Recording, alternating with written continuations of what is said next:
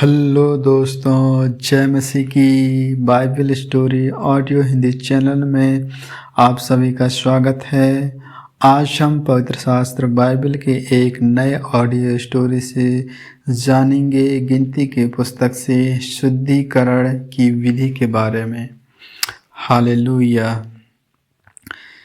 फिर यहोवा ने मूसा और हारून से कहा, व्यवस्था की जिस विधि की आज्ञा यहोवा देता है वे यह है, तो इजराइलियों से कह कि मेरे पास एक लाल निर्दोष बछिया ले आओ जिसमें कोई भी दोष ना हो, जिस पर जुआ कभी ना रखा गया हो। तब उसे एलीआजर याजक को दो और वह उसे छावनी से बाहर ले जाए और कोई उसको उसके सामने बलिदान करे। तब एलीआजर याजक अपनी उंगली से उसका कुछ लहू लेकर मिलाप वाले तंबू के सामने की ओर 7 बार छिड़क दे।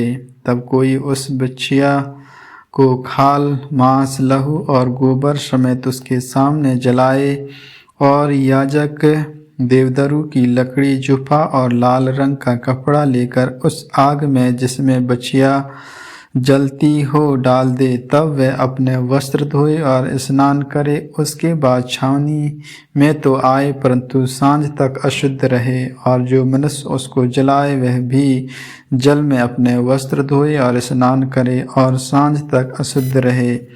फिर कोई शुद्ध पुरुष उस बछिया की राख बटोर कर छावनी के बाहर किसी शुद्ध स्थान में रख छोड़े, और वह राख इजराइलियों की मंडली के लिए अशुद्ध से छुड़ाने वाले जल के लिए रखी रहे, वह पाप बलि है। और जो मनुष्य बछिया की राख बटोरे वह अपने वस्त्र धोए और सांझ तक अशुद्ध रहे। और यह इजराइलियों के लिए और उनके बीच रहने वाले परदेशियों के लिए भी सदा की विधि ठहरे। हालेलुया। शव छूने से अशुद्धता के बारे में। जो किसी मनुष्य का शव छुए वह 7 दिन तक अशुद्ध रहे। ऐसा मनुष्य तीसरे दिन उस जल से पाप छुड़ाकर अपने को पावन करे और 7वें दिन अशुद्ध ठहरे। परंतु यदि वह तीसरे दिन अपने आप को पाप छुड़ाकर पावन न करे तो 7वें दिन अशुद्ध न ठहरेगा। जो कोई किसी मनुष्य का शव छुड़ाकर पाप छुड़ाकर अपने को पावन न करे वह यहोवा के निवास स्थान का अशुद्ध करने वाला ठहरेगा, और वह प्राणी इजरायली में से नष्ट किया जाए। अशुद्धता से छुड़ाने वाला जल उस पर ना छिड़का गया, इस कारण वह अशुद्धता ठहरेगा, उसकी अशुद्धता उसमें बनी रहेगी।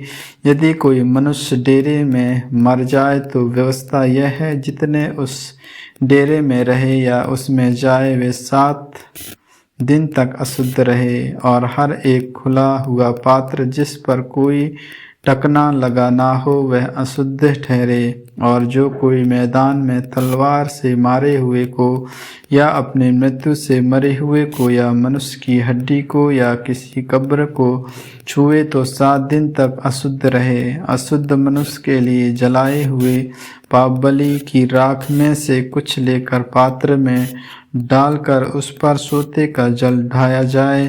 तब कोई शुद्ध मनुष्य जुफा लेकर उस जल में डुबाकर जल को उस डेरे पर और जितने पात्र और मनुष्य उसमें हों उन पर छिड़के, और हड्डी के ये मारे हुए के या अपनी मृत्यु के मरे हुए के या कब्र के छूने वाले पर छिड़क दे। वह शुद्ध पुरुष तीसरे दिन और 7वें दिन उस अशुद्ध मनुष्य पर छिड़के, और 7वें दिन वह उसके पाप छुड़ाकर उसको पावन करे। तब वह अपने वस्त्रों को धोकर और जल से स्नान करके सांझ को शुद्ध ठहरे। जो कोई अशुद्ध होकर अपने पाप छुड़ाकर अपने को पावन न कराए वह प्राणी यहोवा के पवित्र स्थान का अशुद्ध करने वाला ठहरेगा, इस कारण वह मंडली के बीच में से नष्ट किया जाए। अशुद्धता से छुड़ाने वाला जल उस पर न छिड़का गया, इस कारण वह अशुद्ध ठहरेगा। और यह उसके लिए सदा की विधि ठहरे। जो अशुद्धता से छुड़ाने वाला जल छिड़के वह अपने वस्त्रों को धोए, और जिस जन से अशुद्धता से छुड़ाने वाला जल छुए जाए वह भी सांझ तक अशुद्ध रहे। और जो कुछ वह अशुद्ध मनुष्य छुए वह भी अशुद्ध ठहरे, और जो प्राणी उस वस्तु को छुए वह भी सांझ तक अशुद्ध रहे। आमीन आमीन। परमेश्वर इन वचनों को सुनने के द्वारा आप सबों को आशीष दे। आगे का और भी ऑडियो स्टोरी सुनने के लिए Bible story audio Hindi channel को लाइक, सब्सक्राइब और बेल आइकन को दबाएं। सभी प्रिय भाई बहनों को जय मसीह की।